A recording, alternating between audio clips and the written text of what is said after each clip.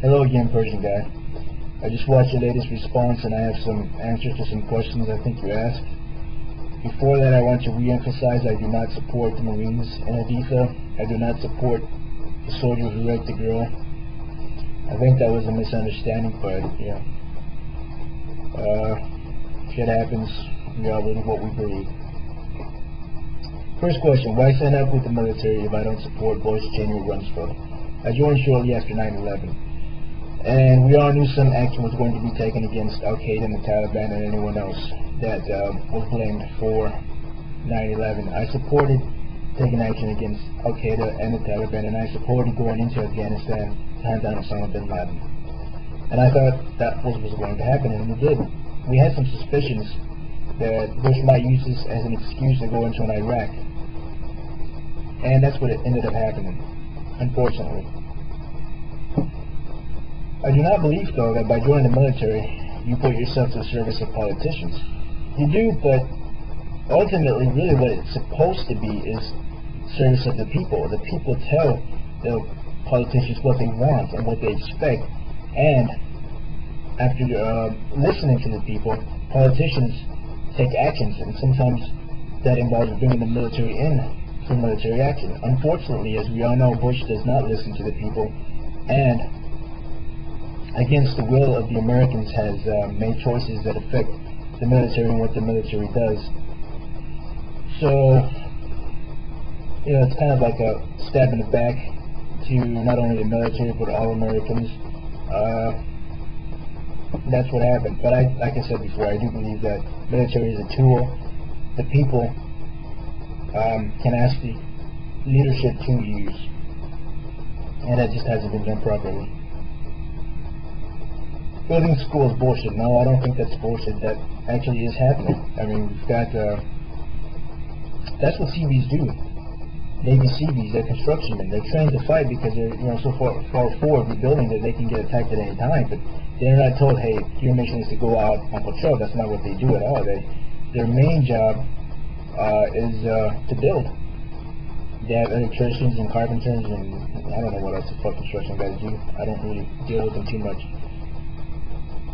And in 2003, the CPA, which I will admit failed miserably at the job of rebuilding the country, was able to get the United States government to give them a $16.4 billion supplemental that was to go entirely to the country of Iraq.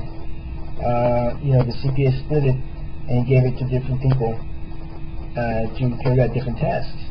Unfortunately, the CPA made the mistake of hiring people loyal to Bush instead of people who had the proper qualifications. A good example is the young man, and he was like in his early 20s, I think, who was given the task of rebuilding the Iraqi stock market.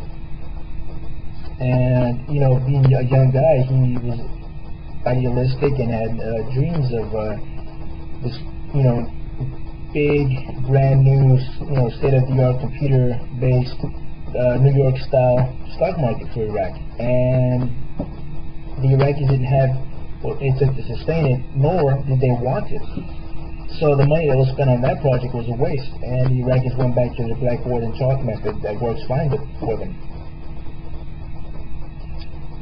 So the military, on the other hand, is actually making, you know, some progress. It's not a lot. It's not as good or as fast as it would be if we had better leadership coming from the White House, but it's coming along slowly but steadily. And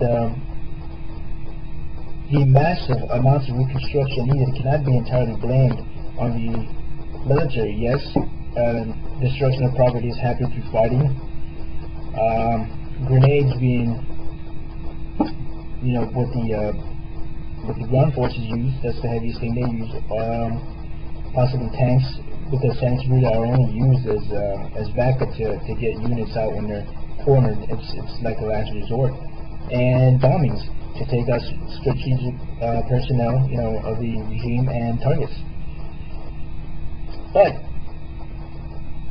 a lot of it was caused by the Iraqis themselves, and it happened in 2003 when we went in with 150,000 troops, which is not enough to keep any sort of order. So when we liberated them from the regime, they expected us to leave and we didn't, which did cause some anger, but even back then it wasn't that big of a deal. And they went shit crazy. I don't know if it's because they were so used to not having any freedom, but when they had it, they just didn't know what to do with it and just went a little overboard. But schools, universities, hospitals, ministries, everything was looted. Desks, books were taken from the schools, furniture from the ministries. People who looked at the ministries and saw them as part of the regime caused massive amounts of damage to the buildings. Some buildings were burned down. Hospitals had medications, equipment, supplies stolen. There were even reports of CAT scan machines being broken down so they could sell the different parts. Hardcore looters would break down walls and take electrical wiring, probably to strip the wiring and sell the copper. And that was a mistake made by the government, and they quickly realized that when they brought the CPA in and they attempted to reconstruct the country with $16 billion, even that was not enough. So, it's hard to get money from any other country because, even if it's not to support any fighting, but it's completely to support reconstruction. If any other country gives America money, then they are considered supporters of the war. So even for reconstruction, they won't give any money, and it's tough to get money. I mean, $16 billion, that's quite a bit of money, and even now they're working on a few billion more to go towards rebuilding Iraq. Let's see. Condemn the insurgents for children and kids. I never really condemned them. I just said that's what the song is about, because some people said the song was about the Marine killing children. But I didn't condemn them because they're fictional characters in my opinion. And I didn't condemn the Marine because he's also a fictional character in my opinion. And I know we disagree on this, and you see them as either real characters or based on real characters, therefore they can be condemned. But because they're fictional characters, I won't condemn fictional characters.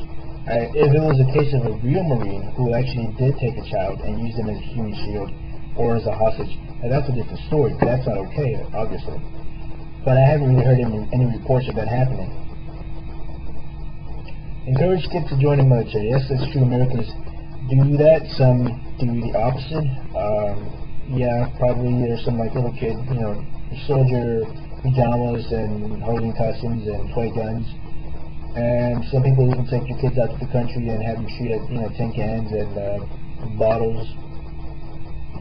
But I think in the Middle East, some people are taking it up a notch and giving their kids real guns, AK-47s, and not just out in the country or at a shooting range, but just they're walking around in the middle of an urban area full of people, sometimes unsupervised, and some children are shooting.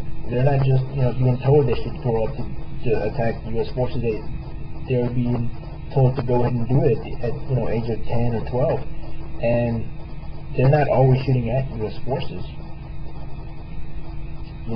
So that's a bit more serious than here in the States.